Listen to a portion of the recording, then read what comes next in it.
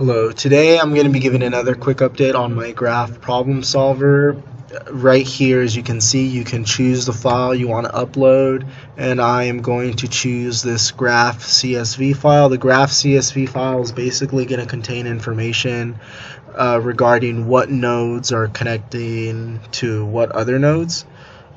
So yeah, and then here you can choose the graph type. I'm just going to leave it undirected, and then right here I have some other important notes regarding the contents of the CSV file. So for example, the first item must use a CSV file. If you don't use a CSV file, this web application is not going to run. The contents of the file need to carry this format where it's one element, a second element, and then a line break. One element, a second element, and then a line break.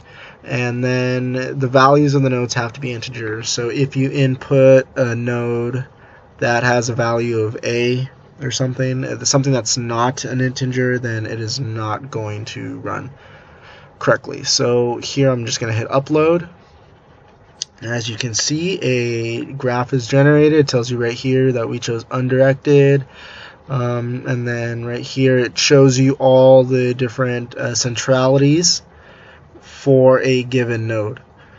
And I have a little note here that says that if there's a column of just -1s, it indicates that that designated centrality cannot be computed for the given graph type. So because this is an undirected graph, you can't in degree and out degree, those types of centrality are only for directed graphs. So they don't really apply in the case of an undirected graph. That's why those cannot be computed.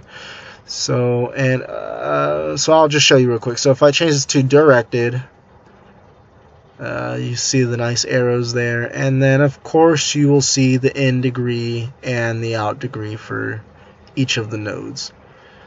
So yeah, so my program is looking pretty good right now. Probably for the next update I'll try to spruce it up and make this page look a little bit more visually appealing.